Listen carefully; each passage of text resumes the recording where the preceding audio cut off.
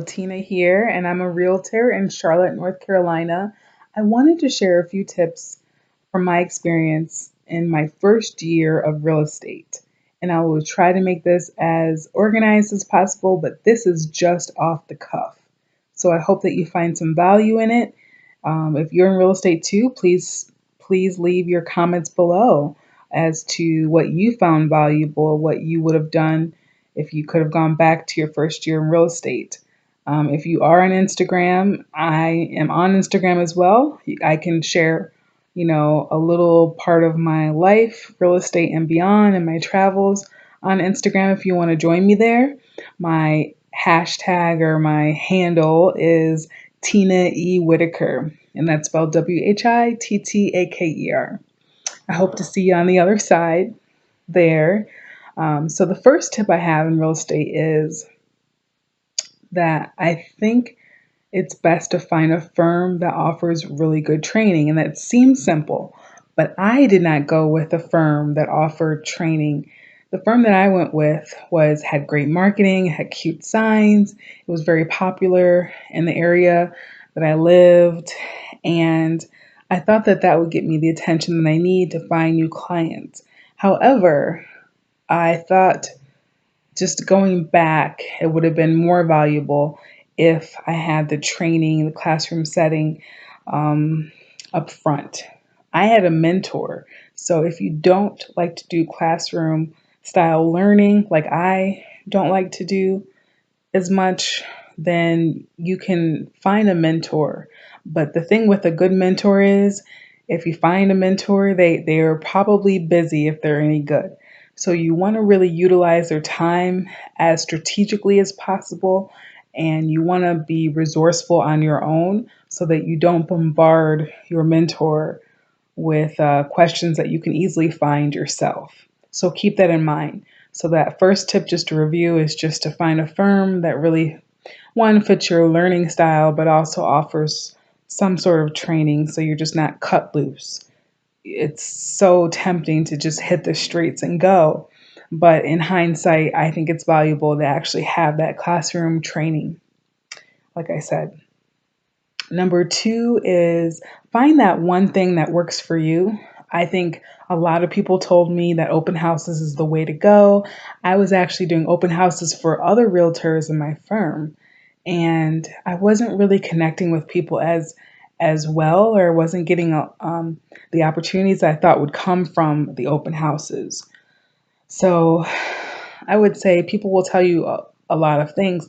You just have to take everything with a grain of salt and find out what works for you personally.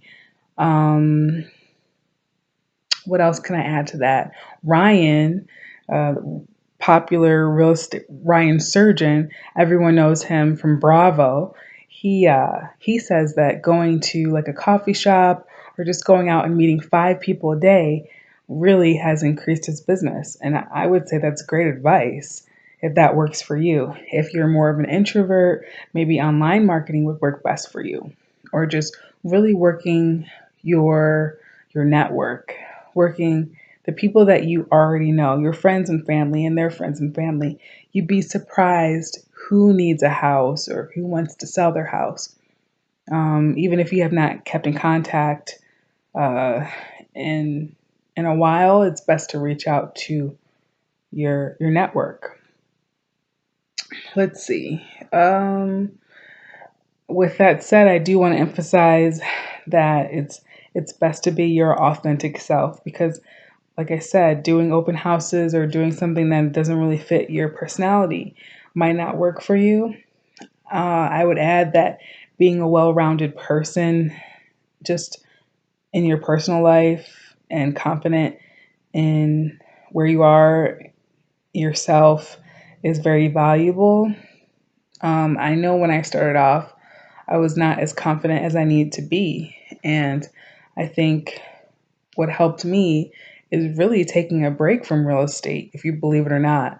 Taking a break from real estate, and I took some time to travel. I spent 7 weeks in Europe just to travel. And when I came back immediately, I found a buyer who ended up being a friend. And now my buyer just like tells everyone about me and my business just through word of mouth. So at that point, when I came back from my travels, I was traveling solo and I had my dog. It's quirky, but it's authentic. It's me. I came back more confident. I came back just like being my authentic self, I think, more grounded. And people really connect with that. You think they don't, but they can feel it. And at that time, too, I had a part time job where I didn't feel an urgency to get a sale. So I wasn't like um, as anxious to find business. It just kind of came to me more naturally. So my next tip would just be like, if you need a part-time job, then get one and you can utilize that part-time job to find your next seller or buyer. That way, I think it's important to mention that you are a realtor up front to everyone you know. Um, if you can do it up front so people think of you as a realtor from the start, then that's great. But do what the situation calls for. You don't want to be telling everyone that you're a realtor if they're just asking you, what you had for lunch. But try to work it into the conversation and have it be organic. You want everything to be authentic and organic. Um, some mistakes I made, and this is also self development, is I didn't really get along with everyone. Um, and I think it's really important in real estate to make everyone your friend. Everyone your friend. My mentor told me this story where another realtor told her that her client was like a murderer, and the client clearly wasn't. But no matter what, like my mentor made that client her friend, and you know, they finished the transaction. Whatever you do, finish the transaction. You can hate the person. I didn't get along with a mortgage broker. He talked down to me. He was very condescending. It was like, a woman telling him what to do that he didn't like. He treated me like less. And I was combative with him. But honestly, I should have made him my best friend. I could have turned that situation around and made it work to my advantage. So make everyone your friend, whether you hate them or not. It don't matter if you hate your clients or not. Finish the transaction. Get the sale. Get the sale.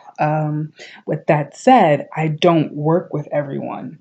If I feel like that person and I just don't gel, if it's a new client, a customer who is potentially a client, then fill them out first. There's some people I won't work with because I know they're going to be just too stressful, like overly stressful. And granted, that buying a house is a stressful situation. It's probably the most expensive choice people will make in their lifetime. So even even the most sane person can get a little crazy during a house transaction, a sale, either the buyer or the seller. Uh, yeah, and I would say my next tip is to find your niche.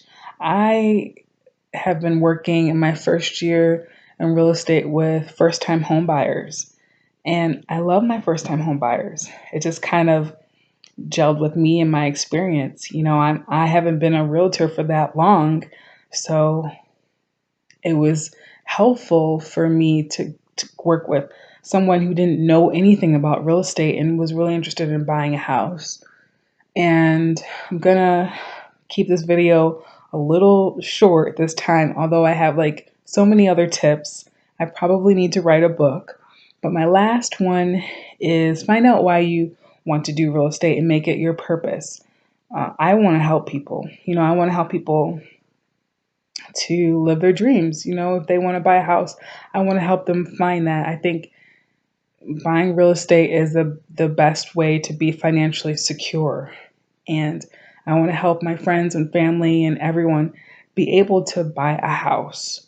So that's my reason. And just last before I go, the tip is even if you're doing real estate the first, part time, in the beginning, or if you just want to do it part time, have a system. If you just want to work on real estate prospecting 3 times a week, Monday, Wednesday, Friday, then just do that. But have a system of when you want to do your work or when you want to connect with people and do that every single week.